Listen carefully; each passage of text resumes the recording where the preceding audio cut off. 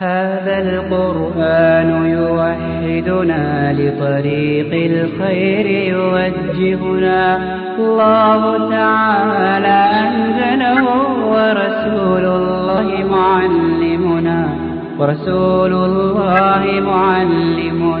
هذا القرآن يوحدنا لطريق الخير يوجهنا الله تعالى أنزله ورسول الله معلمنا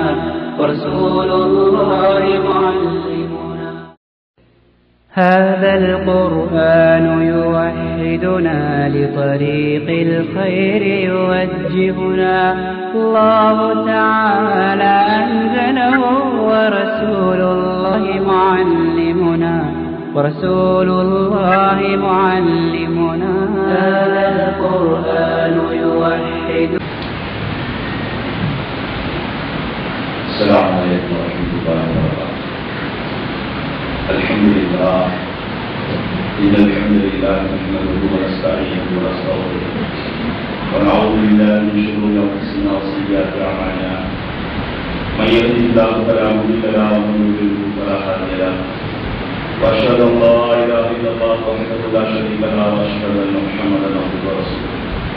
اللهم صل على محمد وعلى آل محمد كما صليت على إبراهيم وعلى آل إبراهيم إنك حميد مجيد. اللهم بارك على محمد وعلى آل محمد كما باركت على إبراهيم وعلى آل إبراهيم إنك حميد مجيد. أما بعد فإن أصدق الحديث كتاب الله وخير الهدي هدي محمد صلى الله عليه وسلم وشر الأمور محدثاتها وكل محدثة بدعة وكل بدعة ضلالة وكل ضلالة في النار. يا أيها الذين آمنوا اتقوا الله حق تقاته ولا تموتن إلا وأنتم مسلمون. يا أيها الناس اتقوا ربكم الذي خلقكم من نفس واحدة وخلق منها زوجها وبث منهما رجالا كثيرا ونساء واتقوا الله الذي تساءلون به والأرحام إن الله كان عليكم رقيبا. يا أيها الذين آمنوا اتقوا الله وقولوا قولا سديدا يصلح لكم أعمالكم ويغفر لكم ذنوبكم ومن يطع الله ورسوله فقد فاز فوزا عظيما. கண்ணியத்துக்குரிய எல்லாம் வல்ல அல்லாஹ் ஜல்ல ஷானஹு தஆலாவின் நல்லடியார்களே, ஹஜ்ஜுடைய காலம் உலகெங்கிலும் இருக்கக்கூடிய சுமார் 25 லட்சம் முஸ்லிம்கள் அல்லாஹ்வுடைய முதல் ஆலயமான அந்த மக்கா நகருடைய மஸ்ஜிதுல் ஹராம் பள்ளிவாசலை நோக்கி போயிருக்கக்கூடிய இந்த வேளையில் ரப்புல் இஸ்ஸத் அந்த இடத்தை பற்றி சொல்லுகின்ற போது சில தெளிவான அத்தாட்சிகளை இந்த உலக மக்களுக்காக வேண்டி வைத்திருப்பதாக சொல்கிறார். ஃபீஹி ஆயாத்தும் பையினாத், எப்படி வார்த்தை அல்லாஹ் தஆலா பாவிக்கிறார் என்று சொன்னால், அந்த மக்கா பூமியிலே தெல்ல தெளிவான அத்தாட்சிகள், சவால்கள் உலக மக்களுக்காக வேண்டி இருந்து கொண்டிருக்கிறது என்பதை சொல்லி தருகிறார். சகோதரர்களே, அப்படி இருக்கக்கூடிய அந்த தெல்ல தெளிவான அத்தாட்சிகளுடைய சில விடயங்களை இந்த இடத்திலே பேசுவது பொருத்தமாக இருக்கும் என்று நினைக்கிறேன்.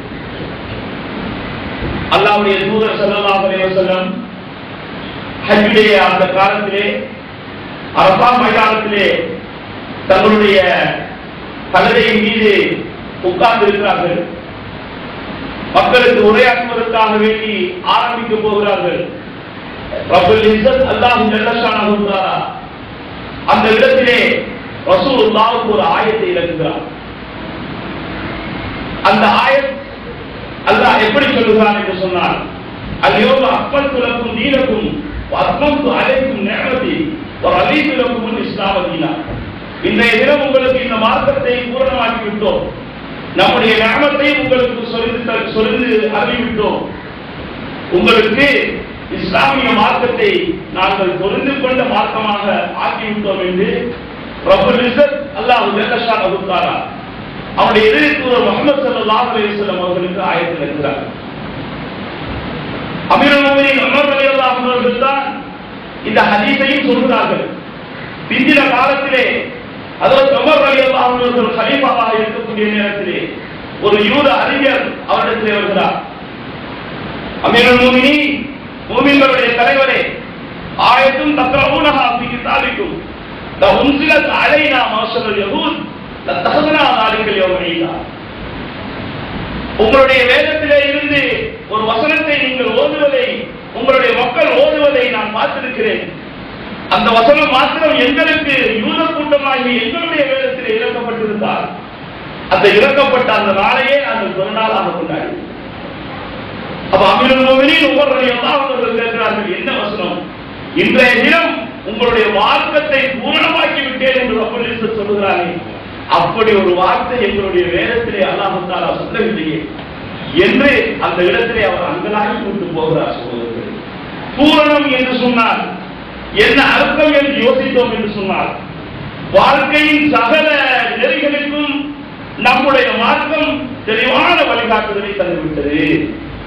உலகத்திலே இருக்கக்கூடிய எந்த மார்க்கமும் தெளிவான வழிகாட்டுதலை தரவில்லை என்பது உங்களுக்கு தெரியும்.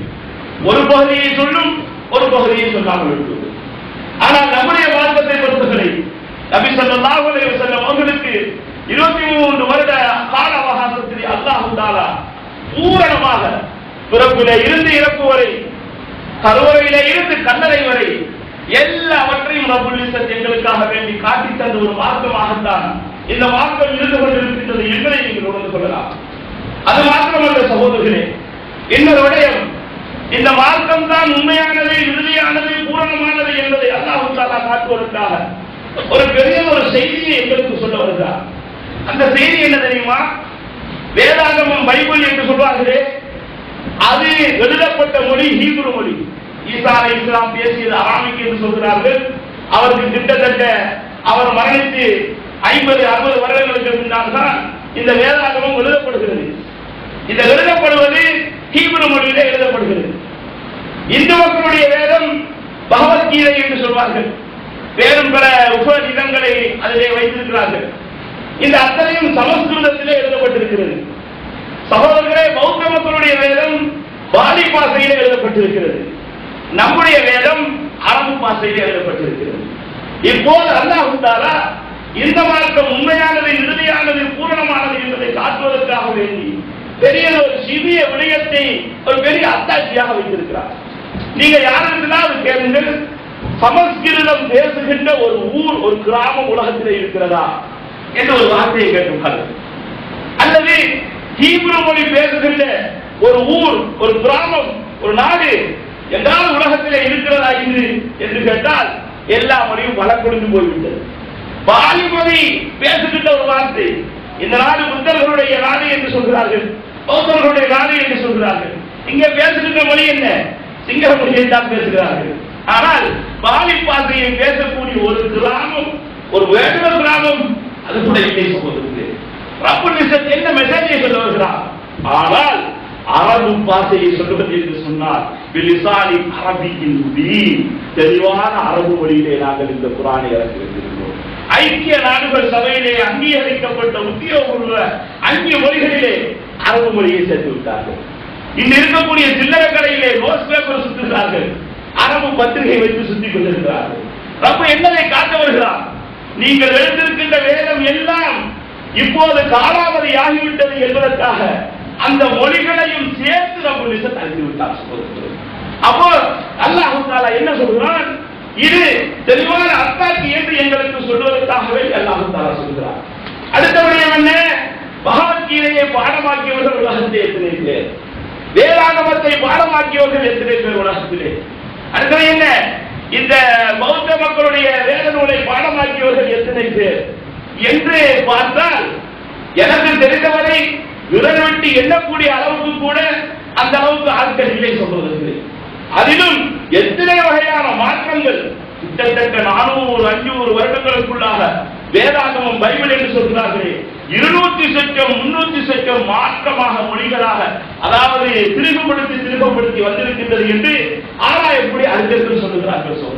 அவை எப்படி அதை பாடமாக்குவது? பாடமாக்க முடியாது. ஆனால் இந்த சிந்தனையிலே ஒரே ஒரு வேதத்தை மாத்திரம் அல்லாஹ் தஆலா பாடமாக வைத்திருக்கிறார்.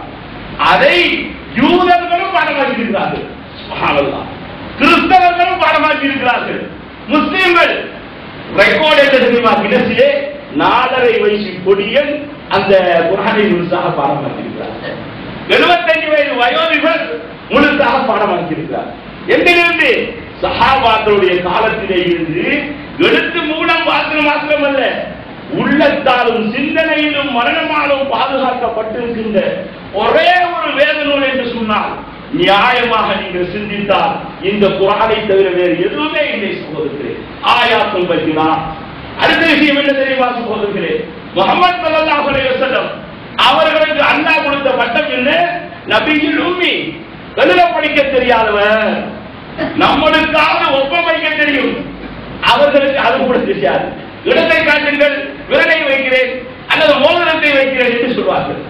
இவ்வளவுதான் அவர்களுடைய அறிவுடைய ஸ்டாண்டர்ட். ஆனால் படிக்கவில்லை. அல்லாஹ் தஆலா அவர்களுக்கு அறிவை கொடுத்தார். கொடுத்தது என்ன தெரியுமா சகோதரர்களே? இந்த 6666 வசனங்கள் உள்ள குர்ஆனை இந்த முழு மனித சமுதாயத்திற்கும் வழிகாட்டியாக யாருடைய வாயிலே இருந்து அல்லாஹ் தஆலா வெளியாக்கினார்? பெரிய ஒரு அறிஞருடைய வாயிலே இருந்து வெளியாக்கினாரா? வெளியாக்கினார் என்று சொன்னால் அதை ஒத்துக்கொள்ளலாம். எழுத படிக்க தெரியாதவர், சுப்ஹானல்லாஹ், மாணவி காரி, நான் எழுத படிக்க தெரியாதவர், இதுதான் சொன்ன வார்த்தை. அன்றைய அரபு ஜாஹிலியா மக்களை அவரை ஏற்றுக்கொண்டார்கள். அவர் எழுத படிக்க தெரியாதவர். இவருடைய வாயிலிருந்து இவ்வளவு வசனங்கள் வருகின்றது என்று சொன்னார். யோசித்து பாருங்கள். குர்ஆன் மாத்திரம் அவர்களது அந்த குர்ஆனுக்கு விளக்கமாக ரசூலுல்லாஹி ஸல்லல்லாஹு அலைஹி வஸல்லம் சொல்கிறார்கள். முழு வாழ்க்கை திட்டத்தையும் சொல்கிறார்கள் சகோதரர்களே. எழுத படிக்க தெரியாத ஒரு மனிதரால் கையை காட்டி சொல்கிறார்கள், இந்த வசனத்தை இங்கே வையுங்கள், இந்த வசனத்தை இங்கே வையுங்கள். அந்த ஓர்டரிலே பாதுகாக்கப்படுகிறது. நீங்கள் ஒரு ட்ரை பண்ணுவதற்காக வேண்டி ஒரு சூரத்துடைய வசனங்களை மாற்றி போட்டுவிட்டு, உதாரணமாக ஒரு பெரிய சூரத்து சும்மா சாதாரணமாக வசந்தி என்று சொல்லுகிறேன், அந்த சூரத்துடைய வசனங்களை மாற்றி போட்டுவிட்டு நீங்கள் மரணமாக்கி பாருங்கள், உங்களால் மரணமாக்க முடியாது. வசந்தி வலுகாக என்று பொங்காமல் வேற ஏதாவது ஒரு யுத்தத்தில் இருந்து அதை பொங்குங்கள், தோக்கி மாற்றி பாருங்கள், ஓடரை உங்களால் பாடமாக்க முடியாது சொல்லுங்கள். ரப்புல் இஸ்ஸத்துடைய ஆகக்கூடிய ஒரு அறிவோடு அல்லாஹ் தஆலா இந்த உம்மி நபிக்கு எழுத படிக்க தெரியாத ஒரு மனிதரின் மூலமாக வைத்திருக்கிறார் என்று சொன்னார். ஆயாத்துல் பையினாத் இல்லையா? இது தெளிவான அத்தாட்சியா இல்லையா? தெளிவாக நீங்கள் விளங்கிக் கொள்ளலாம் சகோதரர்களே. அடுத்த விஷயம் என்ன? இந்த பௌத்தரை ஏற்றுக்கொண்டவர்கள் எத்தனை பேர் அவருடைய காலத்திலே? ஈசாவை ஏற்றுக்கொண்டவர்கள் எத்தனை பேர் அவருடைய காலத்திலே? மூசாவை ஏற்றுக்கொண்டவர்கள் எத்தனை பேர் அவருடைய காலத்திலே? ஏற்றுக்கொண்டவர்கள் அவ்வளவு பேரும் அவரோடு நன்றியோடு நடந்தார்களா? இன்றைக்கு கிறிஸ்தவ மார்க்கம் தான் பெருசு என்று சொல்கிறார்கள். அவரை ஏற்றுக்கொண்டவர்கள் மொத்தம் 12 சீடர்கள். அற்புதம் எல்லாம் செய்து தள்ளினார். ஏற்றுக்கொண்டவர்கள் எத்தனை பேர்? 12 பேர். அதிலே ஒருவன் யூதாஸ் பிலாத் என்று சொல்லக்கூடிய அந்த யூத தலைவருக்கு 40 வெள்ளிக்காசுக்காக அவரையே காட்டியிருந்தார்.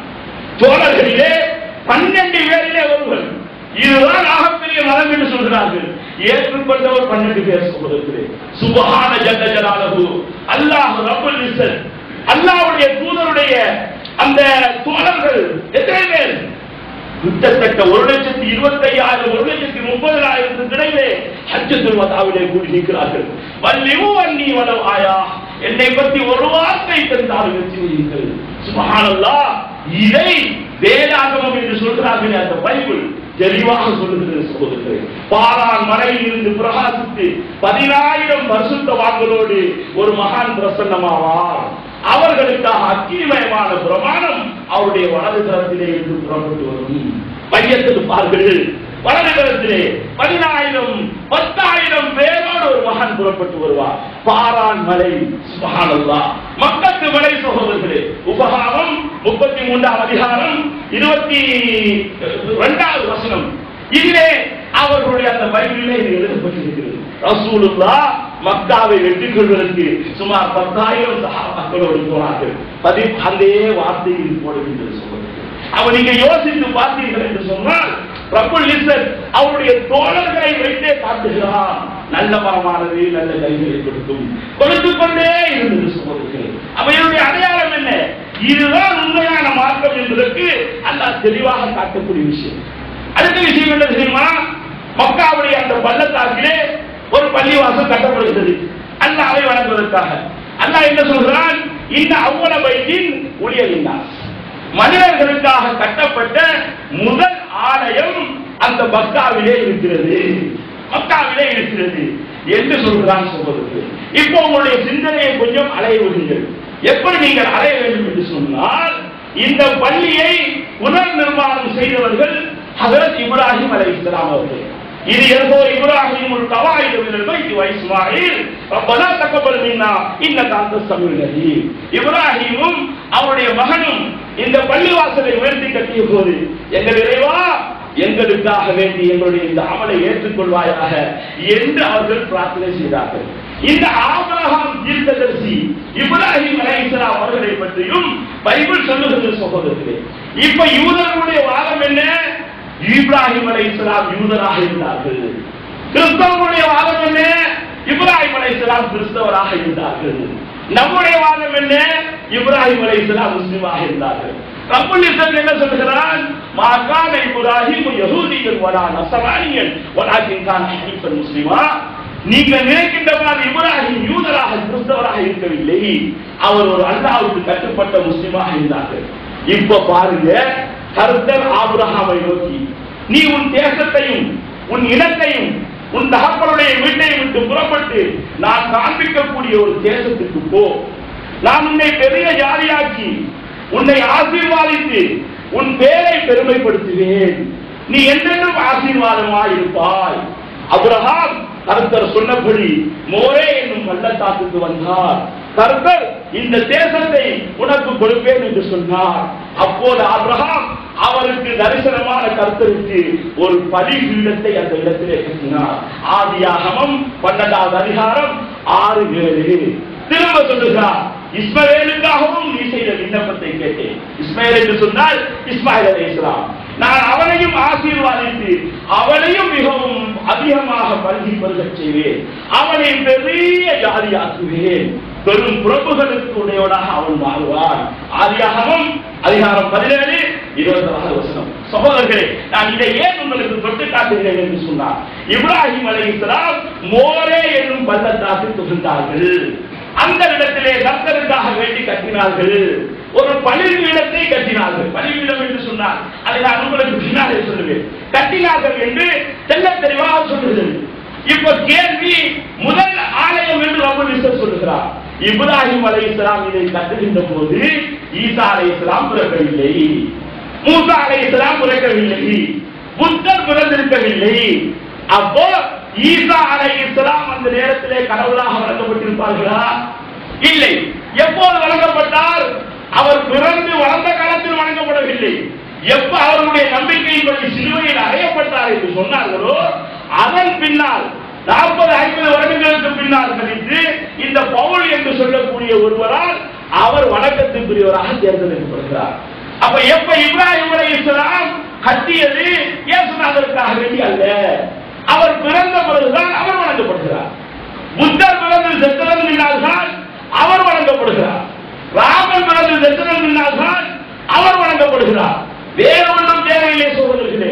இந்த மொஹிதீன் அப்துல் காதர் என்று சொல்கிறார்களே, அவருடைய கபர் எப்போ வணங்கப்பட்டது? முதல் ஆலயத்திலே வணங்கப்பட்டது?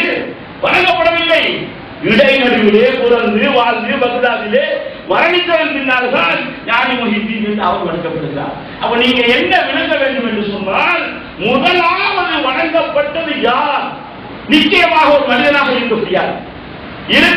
அதுக்கு முன்னாலே இருந்த மனிதர்கள் எல்லாம் வழிகாடர்கள் என்று சொல்லிட்டு இருக்கும். ஈசாவுக்கு முன்னாலே ஈசாவை வணங்காதவர்கள் வழிகாடர்கள், மோசேவுக்கு முன்னாலே அந்த மூசா அலைஹிஸ்ஸலாத்தை வணங்காதவர்கள் நஊது பில்லாஹ் வழிகாடர்கள் என்று சொல்லப்பட்டிருக்கும். அப்ப அங்கிருந்து வாருங்கள்.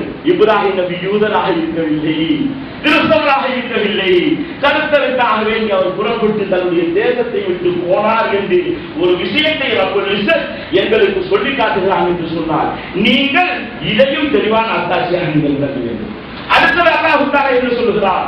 முபாரக், அந்த பூமி பரக்கத்து செய்யப்பட்ட பூமி.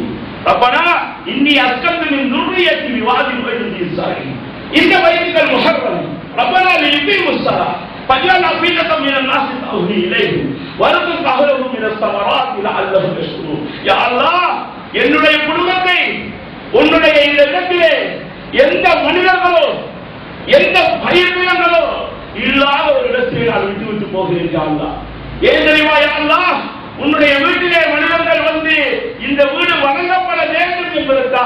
நான் விட்டுவிட்டு போகிறேன். யா அல்லாஹ், இந்த பூமிக்கு மனிதர்களுடைய இதயங்களை திருப்பி வைப்பாயாக.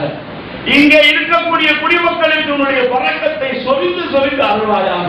அன்றைக்கு பிரார்த்திக்கிறார்கள், 4000 வருடங்களுக்கு முன்னால் பிரார்த்திக்கிறார்கள். சோழர்களே, சுபஹான ஜல்ல ஜலாலுஹு, இன்றைக்கு உலகத்திலே வறுமையே வராத ஒரு நாடு, வட்டியிலே உலக பொருளாதாரமே சரிந்து விழுந்த போதும் கூட அசையாமல் இருந்த நாடு அமெரிக்கா. வட்டரசு என்று சொல்கிறார்கள், முழு உலகத்துக்கும் பொண்ணு போட்டு விட்டு கொண்டு கொண்டிருக்கிறார்கள். பார்க்கிறோமா இல்லையா? சமூகத்திலே ஈராக்குடைய நிலைமை, லிபியாவுடைய நிலைமை ஒரு காலம் பெருசி, ஆனா இப்ப இல்ல. ஆனால் என்றைக்குமே அசையாமல் இருக்கும் எது தெரியுமா? இந்த பூமி. பெட்ரோல் இருக்கிறது, தங்கம் இருக்கிறது. வருடத்துக்கு 25 லட்சம் பேர் உலகத்தில் உள்ள காசை கொண்டு போய் கொடுக்கிறார்கள், செலவழிக்கிறார்கள். பட்ஜெட்டே தேவையில்லை, போட்டு கொண்டு பெருசாக்கி கொண்டே இருக்கிறார்கள். இப்ப நம்முடைய கேள்வி என்னவென்று சொன்னார், எழுத படிக்க தெரியாத ஒரு முஹம்மது ஸல்லல்லாஹு அலைஹி வஸல்லம் என்ற ஒரு உம்மி நபிக்கு இப்படி எல்லாம் செட் பண்ண முடியுமா? நம்ம பூமியை இப்படி ஒரு அபிவிருத்தியான பூமியாக செட் பண்ணி ஆக்க முடியுமா? எத்தனையோ உலக படிப்பை எல்லாம் படித்து சர்டிபிகேட் எடுத்துட்டு வந்து நாட்டை ஆளுகிறார்கள். முழு நாடும் கடனிலே கிடக்கிறது. பாத்திரமா இல்லையா? முழு நாடு வட்டியிலே போய் அழிந்து கிடக்கிறது. பாத்திரமா இல்லையா?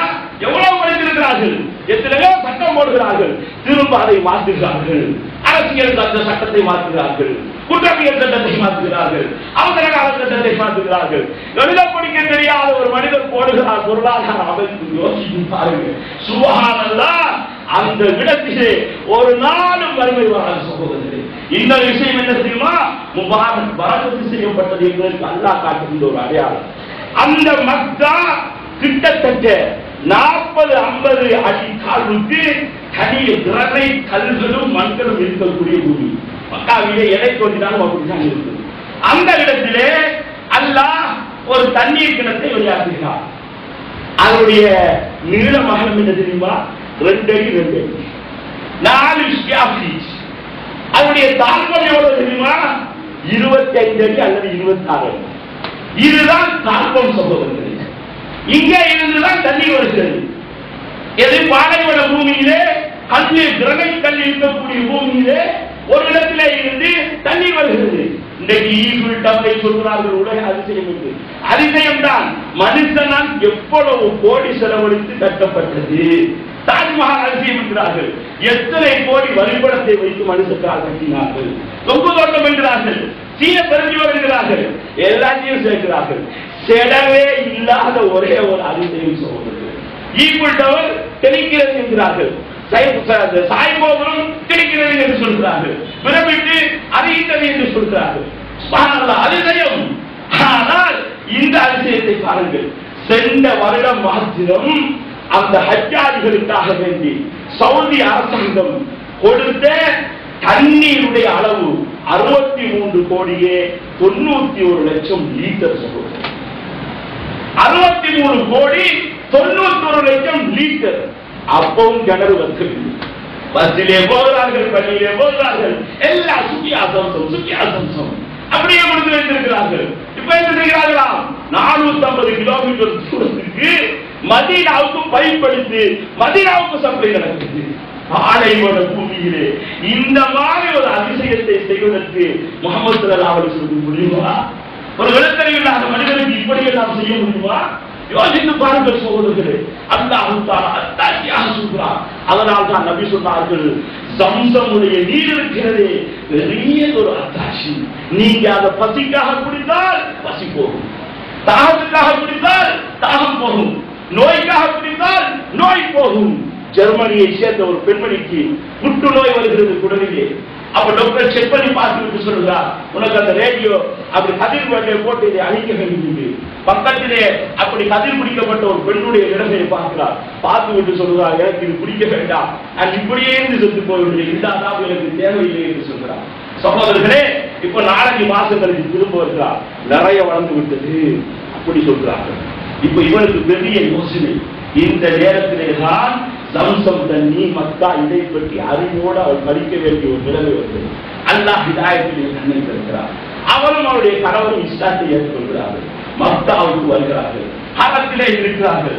ஜம்சம் தண்ணீரை குடிப்பது, தொழுவது, தவாப் செய்வது, இதுதான் வேலை. இப்படியே ஒரு 2-3 மாசம் கழிக்கிறது. அவருடைய உடம்பு பழைய மாதிரி வர ஆரம்பிக்கிறது. தெம்பு வருகிறது. நோய் இல்லாத நிலைமை வருகிறது. அவர்கள் அப்படியே சுகதேகியாக மாறுற மாதிரி ஒரு காட்சி. ஜெர்மன் நாட்டுக்கு திரும்பி போகிறார்கள். ஜெர்மன் நாட்டிலே திரும்பி போய் அந்த டாக்டரிடத்திலே காட்டுகிறார்கள். செக் பண்ணி பார்த்து விட்டு தலையிலே கட்டி வைக்கிறார். ஒரு கட்டி கூட உனக்கு இல்லை. சுப்ஹானல்லாஹ், வெப்சைட்டிலே போட்டிருக்கிறார்கள். ஒரு கட்டி கூட இல்லை. என்ன செய்கிறார்? தண்ணியை குடித்து அப்படி சொல்லுகிறார். எங்கே அந்த தண்ணி? வா, அந்த நாட்டுக்கு எண்ணெயை குடித்து கொண்டு போ. அந்த மார்க்கத்தில் எண்ணெய் சேர். சுப்ஹானல்லாஹ். அப்துல் ரஷீத் இப்ராஹிம் என்று சொல்லக்கூடிய துருக்கி நாட்டு ஒரு அறிஞர் சொல்லுகிறார், 15 வருஷம் அந்த தண்ணியை ஒரு போத்தலே அடித்து வைத்து ஒரு முழு, ஒரு கருமணி, ஒரு அழுக்கு யோசிக்க முடிகிறார். எந்த அளவுக்கு சத்தியமான மார்க்கம் என்பதை உலகத்துக்கு அல்லாஹ் ஜல்லஷானஹு தஆலா காட்டிக்கொண்டே இருக்கிறார். குதல்லில் ஆலமீன் என்று சொல்கிறார். அகிலத்தாருக்கே இது நேர்வழியை காட்டும். கொஞ்சம் யோசிச்சு பாருங்க. உலகத்திலே வணங்கப்படுகிற இடம் இருக்கிறதா என்று கேட்டால் இருக்கிறது. இந்த பள்ளி வழங்கப்பட்டது, ஜும்மா முடிஞ்சதோடு எல்லாம் போயிடுவோம். கோயில் வழங்கப்படுகிறது, ஞாயிற்றுக்கிழமை கூட்டு போயிடுவார்கள். பாத்திரமா இல்லையா? உலகத்தில் எந்த கோயில் எங்கேயும் போய் பாருங்க. ஆனா வணங்கப்படும், கூட்டப்படும். வணங்கப்பட்டு கொண்டே இருக்கிற ஒரு ஆலயம் எங்காவது உலகத்தில் இருக்கிறதா? பெத்லஹேமில் இருக்கிறதா? நீங்க கேளுங்கள். அல்லது வாரணாசியில இருக்கிறதா? அல்லது எங்காவது இந்து மக்களிடத்தில் இருக்கிறதா? ஒரே ஒரு ஆலயம் சகோதரர்களே, வணங்கப்பட்டு கொண்டே இருக்கும். 365 நாள் 24 மணி நேரமும் அது வணங்கப்பட்டு கொண்டே இருக்கும். ஒன்று தவாப் நடக்கும், தொழுகை நடக்கும், ஓதல் நடக்கும். 10 பேர் இந்தியாவுக்கு படுத்து கொண்டே இருப்பார்கள், 50 பேர் படுத்து கொண்டே இருப்பார்கள். இப்ப நெருங்கவும் மேலாது, ரமலானுக்கு நெருங்கவும் மேலாது. கொஞ்சம் ஆக்சிஜன் அதான் சொல்ல முடியும். சுப்ஹானல்லாஹ், என்ன அச்சாட்சி சகோதரர்களே, வணங்கப்பட்டு கொண்டே இருக்கின்ற ஆலயம். அது மாத்திரமல்ல, உலகம் சுற்றி கொண்டே வருகிறது சகோதரர்களே. 24 மணி நேரமும் ஒரு கடவுளுடைய பேர் சொல்லப்பட்டுக் கொண்டே இருக்கிறது. அல்லாஹு அக்பர், அல்லாஹு அக்பர் சொல்லப்பட்டுக் கொண்டே இருக்கிறது சகோதரர்களே. அஷ்ஹது அல்லா இலாஹ இல்லல்லாஹ், அஷ்ஹது அன்ன முஹம்மது ரசூலுல்லாஹ். அந்த கடவுளுக்காக தொழுகை நடைபெற்றுக் கொண்டிருக்கிறது. இப்போ நாம ஜும்மா நடத்தி கொண்டிருக்கிறோம். இப்போ நீங்க ஐரோப்பாவிலே சுபூஹ் கொண்டிருப்பார்கள் சகோதரர்களே. இப்போ ஐரோப்பாவிலே சுபூஹ் கொண்டிருப்பார்கள். நியூசிலாந்திலே கிட்டத்தட்ட மஹரிப் இஷா கொண்டிருப்பார்கள். சுத்தி வந்து கொண்டே இருக்கிறது வணக்கம். உலகம் பூரா ஒருவருடைய பேர் 24 மணி நேரமும் கியாமத் வரை சொல்லப்பட்டுக் கொண்டே இருக்கும். நம்ப முடிகிறதா? அது மாத்திரமல்ல, தொழுகின்றவர்கள் எல்லாம் அதை நோக்கித்தான் சொல்லுவார்கள். அந்த ஆலயத்தை நோக்கித்தான் அவ்வளவு பேரும் சொல்லுவார்கள். சுத்தப்படுகிறது, அங்கு வணங்கப்படுகிறது, அங்கு அதான் சொல்லப்படுகிறது, உலகம் முழுக்க அதான் சொல்லப்படுகிறது. உலகம் முழுக்க ஒரு கடவுளுடைய பேர் வணங்கப்பட்டு கொண்டே இருக்கிறது, சொல்லப்பட்டு கொண்டே இருக்கிறது. அல்லாஹ் அல்லாஹ். நான் ஒரு இமெயிலிலே, வெப்சைட்டிலே ஒரு விஷயத்தை பார்த்தேன். சுனிதா வில்லியம்ஸ் என்று சொல்லக்கூடிய ஒரு பெண்மணி விண்வெளிக்கு போகிறார். அங்க இருந்து பூமியை பார்க்கிறார். பூமி முழுக்க 2 இடம் மாத்திரம் வெளிச்சமாக இருக்கிறது. அதை அப்படியே எடுத்து செக் பண்ணி பார்க்கிறார். அவள் அப்படியே ஒரு பூமிக்கு வந்து பார்க்கிறார். அது மக்காவும் மதீனாவும் என்று சொல்லி அவள் இஸ்லாத்துக்கு வேண்டாம் என்ற ஒரு செய்தியை போட்டிருக்கிறார்கள். சகோதரர்களே, நிறைய பேர் வருகிறார்கள். ஆனால் இந்த ஐரோப்பிய உலகம், அமெரிக்க உலகம் எல்லாத்தையும் மறுக்கிறது சகோதரர்களே, மறைத்து வைத்துக் கொண்டே இருக்கிறது. அப்ப நீங்க என்ன யோசிக்க வேண்டும் என்று சொன்னால், இந்த மாதிரி ஒரு 24 மணி நேரமும் முழு காலமும் வழங்கப்படுகின்ற ஒரு இடத்தை முஹம்மது என்ற ஒரு எழுத படிக்க தெரியாத மனிதனால் செய்ய முடியுமா என்ற ஒரு கேள்வியை மாத்திரம்தான் நீங்கள் விளங்க வேண்டும் சொல்லுங்கள். சுப்ஹானல்லாஹ். அடுத்தது அல்லாஹ் தஆலா சொல்கிறார், வமன் தஹலஹு கான ஆமினா. அங்கே எவனாவது நுழைந்து விட்டால் பயம் இல்லாமல் இருக்கிறார். அங்கே நுழைந்தவன் பயம் இல்லாமல் இருக்கிறார். 25 லட்சம் பேர் போகிறார்கள். ராவு 2 மணிக்கு ஒரு பொம்பளை தனியே தவாசி இருக்கிறார். எங்கால் போக முடியுமா? தனியே போறாங்க. சொல்லிட்டு வர என்னது, நான் தவாசி செய்ய போறேன். 3 மணிக்கு போறா, ஆயிஷா பண்ணிட்டு போறா. இதான் பண்றதுக்கு தனியே யோசிக்க முடியுதா சகோதரர்களே? எந்த யாரும் ஒரு வணக்கத்துல இருக்கு அப்படி தனியே போக முடியுமா? இன்னைக்கு ஐரோப்பாவில் ராவு 2 மணிக்கு ஒரு பொம்பளை இயேசுநாதர் வணங்குவதற்கு போவேன் என்று சொன்னா பொம்பளை திரும்பி வரமாட்டார். சகோதரர்களே, இதுதான் நிலைமை. அப்படியாக நிலைமையை அமைத்து விட்டார்கள். ஆனால் இங்கு குழப்பம், மத்திய கிழப்பு முழுக்க குழப்பம். ஆனால் சவுதி அரசாங்கம் அதில் மக்கா மதீனா ஆமியா நிம்மதியாக வளர்ப்பு நடந்து கொண்டிருக்கிறது. பெருசாக்கி கட்டிக்கொண்டே இருக்கிறார்கள். அப்படியே போய்கொண்டிருக்கிறது சகோதரர்கள். சுப்ஹானல்லாஹ், அல்லாஹ்வுடைய ஆகப்பெரிய அத்தாட்சி. அல்லாஹ் ஜல்ல ஷானஹு தஆலா இந்த பூமியை காட்டுகிறார். அரபாத் மைதானம் 25 லட்சம் ஹாஜிமார்கள் கூடுகிறார்கள். டிவியிலே காட்டுகிறார்கள். இது பெருசா இருக்கிறது. மக்கள் அல்லாஹ்வுக்காக கும்பிடுகிறார்கள். விளைவிக்கோட அடுத்த காட்சி என்ன தெரியுமா? முழு சவுதி மக்களையும் கூட்டி எடுத்தார். கிட்டத்தட்ட 5 கோடி. முழு உலக மக்களையும் கூட்டி எடுத்தார். முஸ்லிம்களை கூட்டி எடுத்தார். கிட்டத்தட்ட 150 கோடி. முழு உலக மக்களையும் கூட்டினார். 600 கோடி என்று சொல்றார்கள். அப்ப எப்படி ஒரு நிலைமை இருக்கும்? இப்ப நீங்க யோசிக்க வேண்டும். உலகத்திலே முதல் மனிதனிலே இருந்து கடைசி மனிதன் வரை ஒரு மைதானத்திலே கூட்டப்படுவார்கள். அந்த நாள் ஒன்று இருக்கிறது, மனுஷருடைய மைதானம். இங்கேயாவது வெள்ளம் போட்டு போவார்கள், அங்க நிர்வாணமாக போவார்கள். ஒவ்வொரு மனிதனும் முழங்காலிலே வைக்கப்பட்டிருப்பார். ஒவ்வொரு ஆத்மாவும் அவரை இழுத்துக் கொண்டு போவதற்கு ஒருவர், பின்னாலே தள்ளி கொண்டு போவதற்கு ஒரு மனிதர், எழுதுவதற்கு சாட்சியாக அவரை தள்ளிக் கொண்டு போவார்கள். சொல்லுகிறார் சொல்வதற்கு அந்த நாள் ரசூலுல்லாஹ் சொன்னார்கள், எந்த ஒரு அடியானும் 5 கேள்விக்கு பதில் சொல்லாதவரை நகர முடியாது. உன்னுடைய வாழ்நாளை எப்படி கழித்தாய்? உன்னுடைய வாலிபத்தை எப்படி கழித்தாய்? எப்படி சம்பாதித்தாய்? எப்படி செலவழித்தாய்? உன்னுடைய அறிவை வைத்து என்ன நலவுகளை செய்தார்? அடியாருடைய பாதம் நகராது என்று சொன்னார்கள். இதைத்தான் முஸ்லிம்களுக்கு அல்லாஹ் தஆலா முதலில் ஆலமீன் இந்த அரபாத் மைதானத்திலே வைத்து ஒரு காட்சியாக காட்டிக் கொண்டிருக்கிறார் என்பதை நாங்கள் விளங்க வேண்டும் சகோதரர்களே. அங்கே பலிபீடத்தை அவர் கட்டினார். தெளிவான வசனம் சொல்கிறது, உலகத்தில் எங்காவது கடவுளுடைய பேரால இவ்வளவு மட்டும் ஆடுகளும் ஒட்டகங்களும் மாடுகளும் மறுக்கப்பட்டு ஏழைகளுக்காக கொடுக்கிறதா? அங்கே அல்லாஹ்வுடைய உங்களுக்கு உங்களுடைய அந்த பிராணியுடைய ரத்தமோ இறைச்சியோ அல்லாஹ்க்கு போறதில்லை. கடவுளுக்கு நீங்கள் கட்டவில்லை. உள்ளட்டம் வருகிறது. இஸ்லாம் 2 அமைப்பு வைத்திருக்கிறது. நோன்பு பெருநாளிலே சதக்கத்துல் ஃபித்ர், அரிசி, சீனி, மாவு, அதை எடுத்து அந்த உணவுகள், தானிய வகையான உணவுகள். அப்ப மாநிலத்திலாக நாம் மறுக்க சொல்லவில்லை, கொடுத்து ஏழை மக்களை சந்தோஷப்படுத்த வைக்கிறது. அப்ப என்ன அர்த்தம்? மனுஷன் என்று சொன்னால் 2 யார் பர்மிஷனோடும் இருக்கிறார். இது டபுள் பிளண்டர் சகோதரர்களே. அரைக்கிறதும் இருக்கிறது, கடித்து விழுக்கிறதும் இருக்கிறது. ஆனா மான்மலைக்கு, ஆடு மாட்டுக்கு அது இருக்காது, சிங்கப்புலிக்கு இது இருக்காது. உங்களுக்கு தெரியும் சகோதரர்களே. அப்ப என்ன? நோன்பு பெருநாளைக்கு அதை வைத்து காட்டுகிறார். ஹஜ்ஜி பெருநாளைக்கு என்ன காட்டுகிறார்? எல்லா மக்களும் இந்த அரைக்கிற வேலையை விட்டு வெற்ற பிரிக்கிற வேலையை செய்ய வேண்டும். இறைச்சி அறுத்து மனுஷன் என்றால் அது 2ஐயும் திங்கத்தான் வேண்டும். திங்காமல் உலகம் இயங்காது என்று சொல்கிறார். மிருகங்களை நாங்கள் அறுக்கவில்லை என்று சொன்னால் அது தானாக சாகும். நாமும் சாகுவோம், அந்த மிருகங்களும் சாகும். உள்ளும் எல்லாம் அழிந்து போகும். அல்லாஹ் சொல்றார், ரப்புடைய அந்த கண்ணியமான பேர் அது மாத்திரம் என்றென்றைக்கும் ரப்பு மட்டும் இருப்பார். அவருடைய திருமுகத்தை தவிர எல்லாமே அழிந்து விடும். எல்லா ஆன்மாக்களும் மரணத்தை சுவைத்தே தீரும்.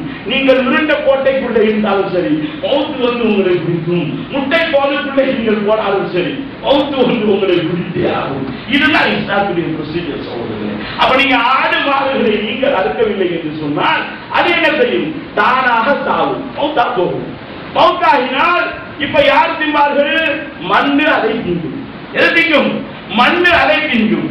திங்கின்ற அந்த மண்ணு இப்ப தாவரத்துக்கு இந்த ஆடு மாடுகளுடைய உரம் போகும். தாவரம் வளரும், திரும்ப மனுஷன் திம்பார். தாவரம் வளர்கிறது, உசுறு இருக்கிறது. மாடு சாகுகிறது, அதுக்கும் உசுறு இருக்கிறது. தாவரத்தை வெட்டினால் தாவரம் சாகிறது, 2க்கும் உசுறு இருக்கிறது. உசுறு இல்லாட்டி வளராது சகோதரர்கள். செயற்கையாக ஒரு பூமரத்தை வைத்திருக்கிறார்கள், தண்ணி ஊற்றி வளர்க்க முடியுமா? வளர்க்க முடியாது. செயற்கையாக ஒரு மாட்டை வைத்திருக்கிறார்கள், தண்ணி ஊற்றி வளர்க்க முடியுமா? வளர்க்க முடியாது சகோதரர்கள். அப்ப 2க்கும் உசுறு இருக்கிறது, 2ம் சாகிறது. நீங்க அறுத்து திங்கவில்லையா அது தானா செத்துவிடும். இதை தவிர வேற என்ன இருக்கிறது? முஸ்லீம்கள் எல்லாரும் சேர்ந்து ஒரு 6 மாசத்துக்கு இறந்திகளை கூட்டி விடுவார்கள் என்று சொன்னார். முஸ்லீம்கள் மாடு அறுப்பது கடமை வாதி என்று இஸ்லாம் சொல்லுகிறது. டாக்டர் பாத்ரா அவருக்கு கொலஸ்ட்ரால் இருக்கிறார், இதுக்கு போற வாட்டருக்கு திங்காதே என்று சொல்றான். இல்ல அல்லாஹ் திங்க சொல்றாங்க, திங்க முடியுமா? நீங்க செத்து போய்விடுவீர்கள் சொல்றது தகுதில்லை. அப்படி நான் சொல்லவில்லை. 6 மாதத்துக்கு கடையை கூட்டுவார்கள் என்று சொன்னார். இந்த நாடே பிரளயமாகி தெரியுமா உங்களுக்கு? இப்ப என்ன தெரியுமா? ஹஜ்ஜிலே போட்டு அறுக்கிறார்கள். இப்படி வெற்றதை பார்த்து குலோபியை போட்டு கொள்வார்களே அப்படி சொல்றார்கள். சொல்றது உலகத்துல ஒவ்வொரு நாளும் அறுக்கிற ஆடு மாடு கிடாய் கோழி எல்லாத்தையும் ஒரு இடத்துல கொழும்பு இந்த சந்தியை சந்தி, அந்த சந்தியினை வைத்து உலகத்தில் அறுக்கிற ஒரு நாள் அறுக்கிற அவ்வளவு போட்டு அறுத்தா இலங்கையே ரத்த கலவையாக இருக்கு. இது மக்களுக்கு விளங்குவதில்லை, அதனால் எழுதுகிறார்கள்.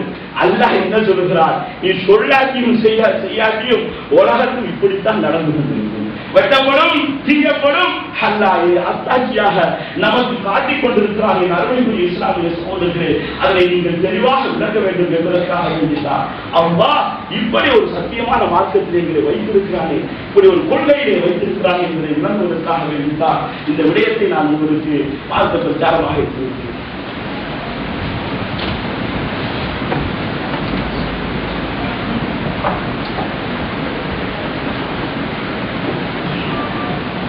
அல்ஹம்துலில்லாஹ் அஸ்ஸலாத்து வஸ்ஸலாமு அலா ரசூலில்லாஹ்.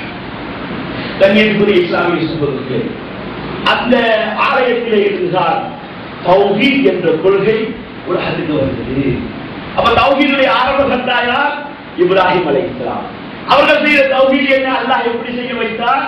முதலாவது தனக்கு தானே தௌஹீதுடைய அந்த பலத்தை பெறுகிறார்கள். இறந்ததை எப்படி உறுதி காண்டி கேட்கிறார்கள். அல்லாஹ் முஜாஹதா செய்ய வைக்கிறார். அப்ப என்னது? ஈமான் யாருக்கு பாரமாக இருக்குமோ அவர்களுக்கு இபாதத் பாரம் இல்லாமல் இருக்கும். யாருக்கு ஈமான் பாரம் இல்லாமல் இருக்குமோ அவர்களுக்கு இபாதத் பாரமாக இருக்கும். யாருக்கு ஈமான் பாரமானதாக இருக்குமோ அவர்களுக்கு பாவம் பாரமானதாக இருக்கும். யாருக்கு ஈமான் பாரம் இல்லாததாக இருக்குமோ அவர்களுக்கு பாவம் பாரம் இல்லாததாக இருக்கும். அவர் 2 மரணங்கள் சோதர்களே, நல்ல நன்மையை செய்கிறேனா செய்துவிட்டு அல்ல இவ்வளவு நன்மையை செய்கிறேன் செய்யறதுக்கு நான் சிகரெட் பத்தினா இல்லை அப்படின்னு நீங்க நினைக்கக்கூடாது. இப்ப நான் வரத்துல ஈடுபட ஒரு இடம் ஒரு ஹோட்டல்ல போட்டிருக்கிறார்கள்.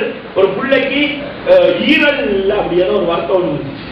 இப்ப வாப்பாட ஈரல் ஒரு துண்டை வெட்டி இங்க பிடிச் பண்ண போறாங்கன்னா இந்தியாவில் கொண்டு போகும். எவ்வளவு வேணும் தெரியுமா? 80 லட்சம் சொல்லுங்கள் போட்டிருக்கிறார்கள். 40 லட்சத்தை சேர்த்து கொண்டு விட்டு சொத்தை விட்டு போய்விட்டார்கள். இன்னும் 40 லட்சம் வடக்காட்டி ஆபரேஷன் இருக்கிறார்கள். ஆபரேஷன் சக்சஸ் சக்சஸ் இல்லையா தெரியாது. 80 லட்சம் ஈரருடைய வேலை இதைத்தான் சிகரெட் அளிக்கிறாங்க, கொஞ்சம் நீங்க யோசிச்சு பாருங்க. நீங்க நன்மை செய்வது மாத்திரம் உங்களுடைய ஈமானுடைய பவரை காட்டாது. நீங்க தீமையும் விட வேண்டும். அப்ப அல்லாஹ் ஜல்ல ஷானஹு தஆலா இப்ராஹிம் அலைஹிஸ்ஸலாத்துக்கு முஜாஹதா மூலம் அந்த ஈமானை கொடுக்கிறார். இப்ப வந்துவிட்டது ஈமான். முதலாவது என்ன செய்கிறார்கள்? தன்னுடைய குடும்பத்துக்கு தௌஹீதை சொல்றார்கள். ஊருக்கு உபதேசம் பண்ணி வேலை இல்லை, குடும்பத்துக்கு மாற்ற வேண்டும். முதலாவது குடும்பத்துக்கு சொல்றார்கள். 2வது யாருக்கு சொல்கிறார்கள்? தன்னுடைய ஊருக்கு சொல்கிறார்கள். அடுத்தது என்ன? ஊருக்கு சொல்கிறார்கள். மூணாவது என்ன செய்கிறார்கள்? மூணாவது என்ன செய்கிறார்கள்? தன்னுடைய நாட்டு தலைவனுக்கு போய் சொல்கிறார்கள். முதலாவது தன்னிலே தௌஹீத், குடும்பத்திலே தௌஹீத். அடுத்தது மூணாவது என்ன? ஊரிலே தௌஹீத், அதன் பின்னால் நாட்டிலே தௌஹீத். அதே வழியிலே முஹம்மது ஸல்லல்லாஹு அலைஹி வஸல்லம் இருக்கின்ற சிலையெல்லாம் உடைத்து தருகிறார்கள். தௌஹீதுடைய சின்னமாக அந்த பூமியை மாற்றுகிறார்கள். அங்கிருந்து தௌஹீத் தொடர்ந்து வந்துட்டே இருக்கும்.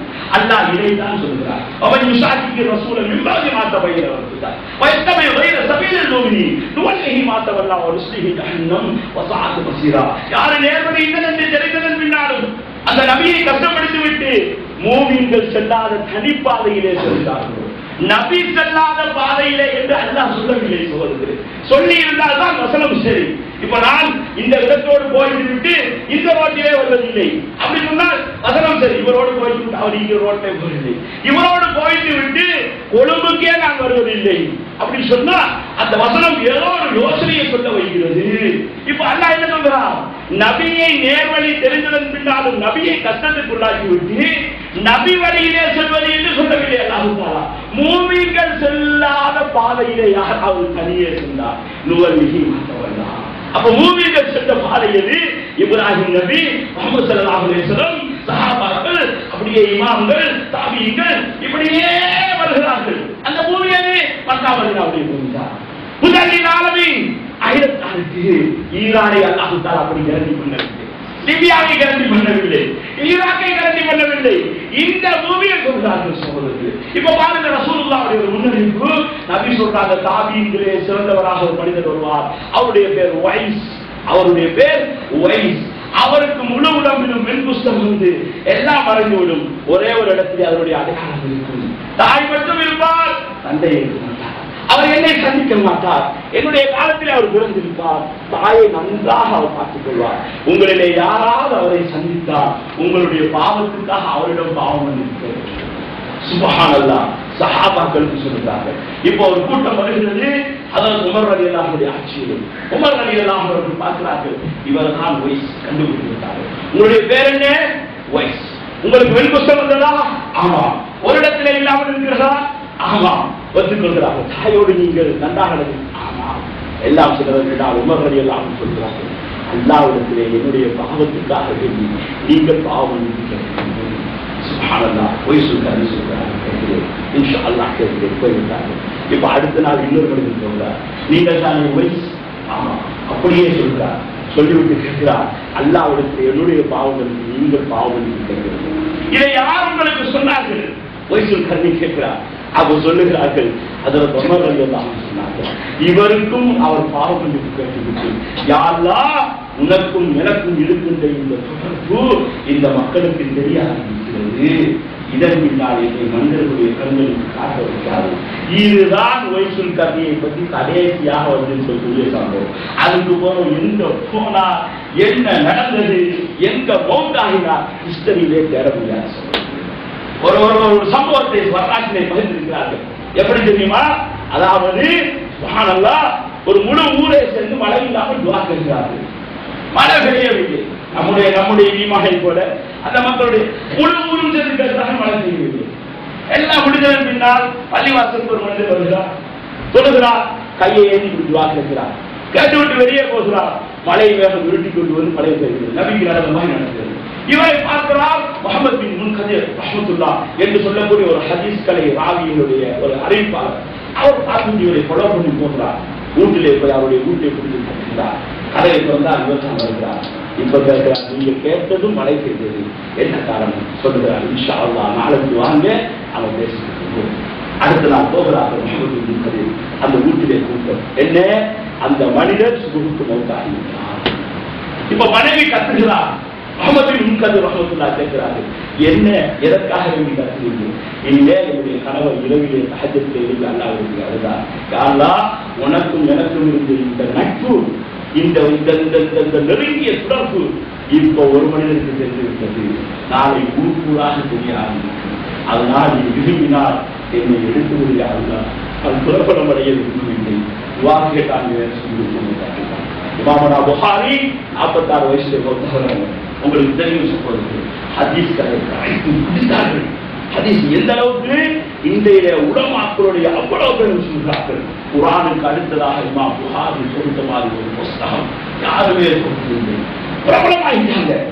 இப்போ அவங்களுக்கு மக்கள் எல்லோரும் புகழ் சொல்ல ஆரம்பிக்கிறாங்க.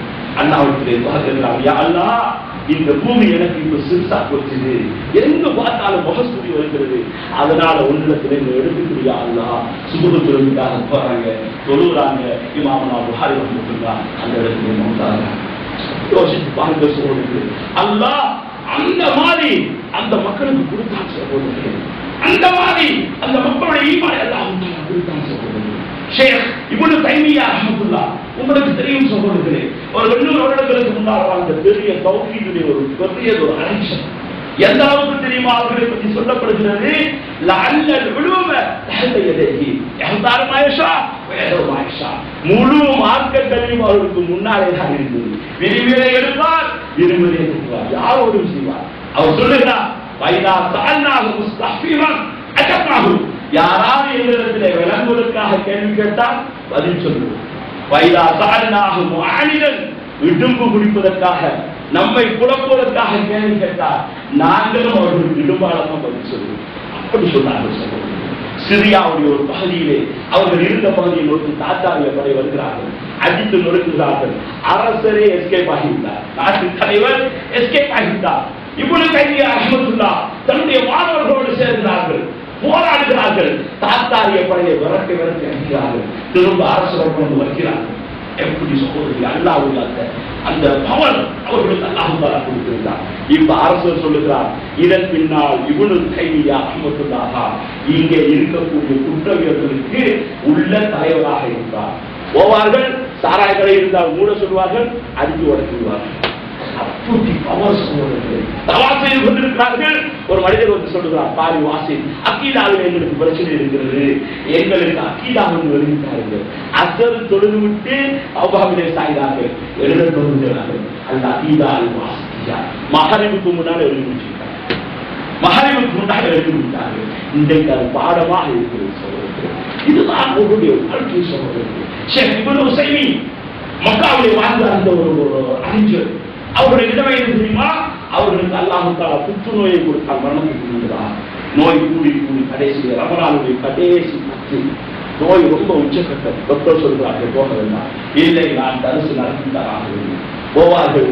இப்படியே இருப்பார்கள், தரிசு நடத்துவார்கள், திருப்பொழுவார்கள், கடைசி 29வது சொல்லுகிறார்கள்,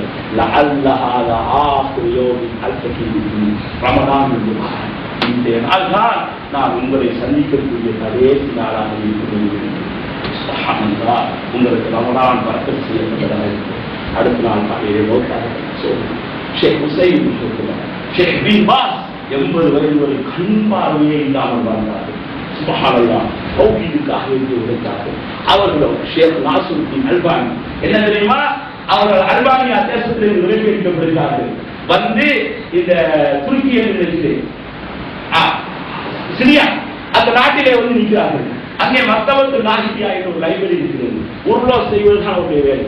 ஒரு மௌலவி மட்டும் அவர்களுக்கு இல்லை. நாசுத்தீன் அல்பானி அஸ்ஸாஹி, நாசுத்தீன் அல்பானி வாட்ச்மேக்கர், அப்படித்தான் எழுதுவார்கள். நாசுத்தீன் அல்பானி வாட்ச்மேக்கர், அப்படித்தான் எழுதுவார்கள். அப்ப அந்த நாகியால வாட்ச்மேக்கர் வேலை 8 மணிக்கு செய்வார்கள்.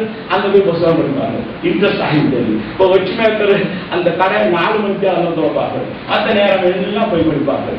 ஏனியில ஏறுவார்கள், புத்தகம் எடுப்பார்கள். ஏனியில இருந்து கொண்டே படித்து முடிச்சு இறங்கிவிடுவார்கள். அவ்வளவு இன்ட்ரெஸ்ட். அப்படிப்பட்ட பெரிய விஷயம். கடைசியிலே அந்த கடையை வாடகை கொடுத்து விட்டு அங்கேயே போயிட்டு விட்டார். லைப்ரரி திறப்பே கொடுத்து விட்டார்கள். தண்ணியில விட்டே விட்டார்கள். சுப்ஹானல்லாஹ், படித்தார்கள். சிரியாவிலே கபர் வணக்கம் முதலாவது எழுதினார்கள்.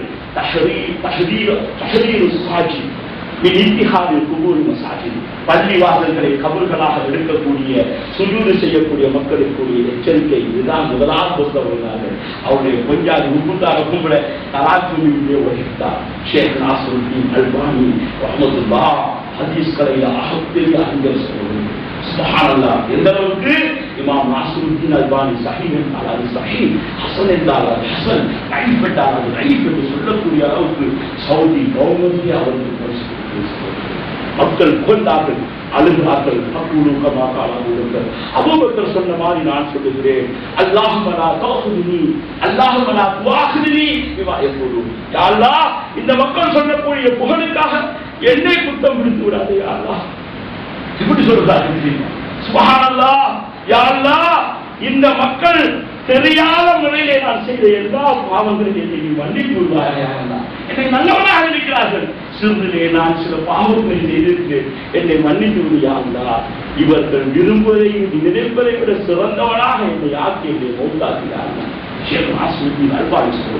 அப்படியே நிறுத்திவிட்டு மௌத்தாதாவை நன்மை இஸ்லாமிய சொல்கிறது. இதுதான் வழி. விஷயத்தை சொல்லுகிறேன். ஒரு வாலிபர் அன்னை காலத்திலே சவுதியிலே சூழ்ந்து கொண்டிருக்கிறார்.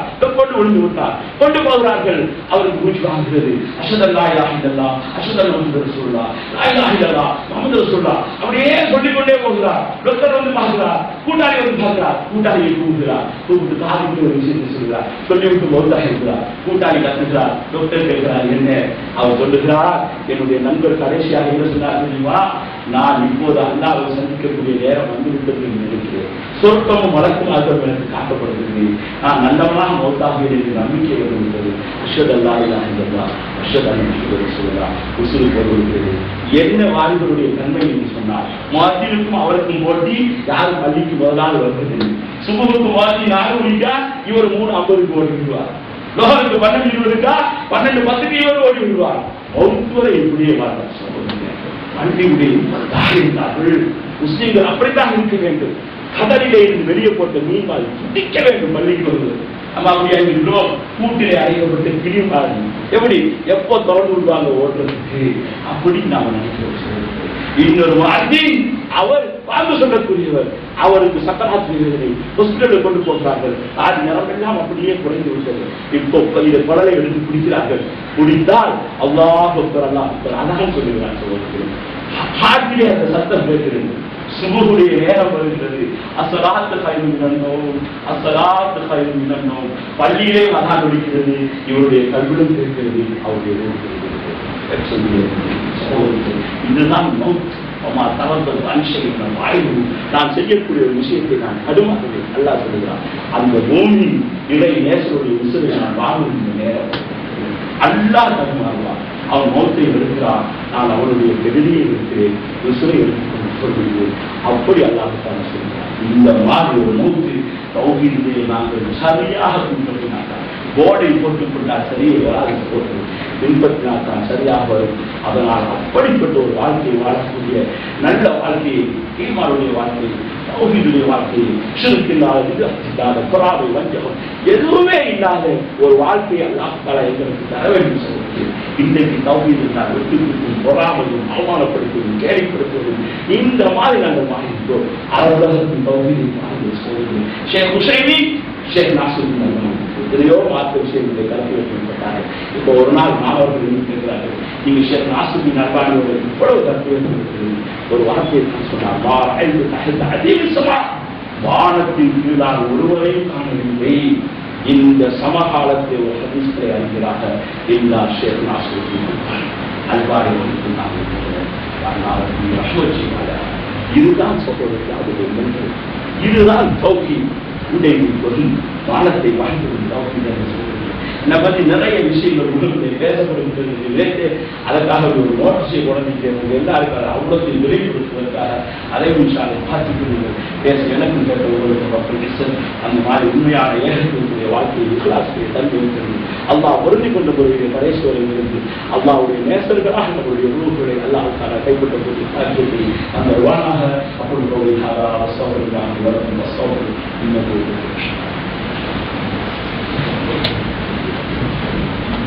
அகில இலங்கை தௌஹீத் ஜமாத் எனும் ACTJ 1972ஆம் ஆண்டு தோற்றம் பெற்று தனது மார்க்க அழைப்பு பணியில் 37 நீண்ட வருடங்களை பூரணப்படுத்தியுள்ளது. தாவாவை பல்வேறு பரிமாணங்களில் செயல்படுத்தி வரும் ACTJ அல்லாஹ்வின் வேதத்தையும் அவன் தூதர் போதத்தையும் மட்டுமே வழிகாட்டிகளாக்கி வாழும் கலையை தீவின் திசைகளெங்கும் பரப்பி வருகிறது. வீதிகள் தோறும் விளக்க சொற்பொழிவுகளும், பிராந்தியம் தோறும் இறைவேதம் நபிபோதம் பற்றிய வகுப்புகளும், நாடு தழுவிய பயான் நிகழ்ச்சிகளும், தர்பியா பயிற்சி பாசறைகளும் மார்க்கத்தை அதன் தூய்மையான வடிவத்தில் மக்கள் மன்றத்தில் பதிவு செய்கின்றன. ACTJ ஒரு முழுமையான தீர்வாகும்.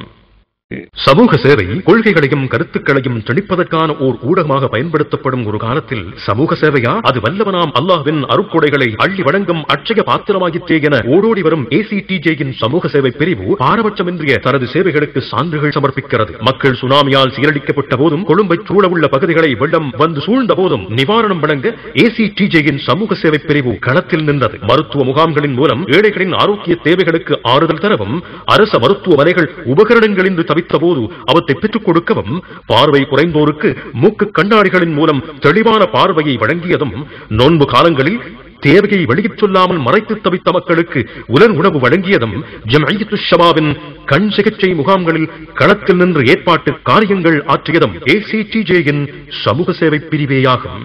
ACTJ ஒரு முழுமையான தீர்வாகும்.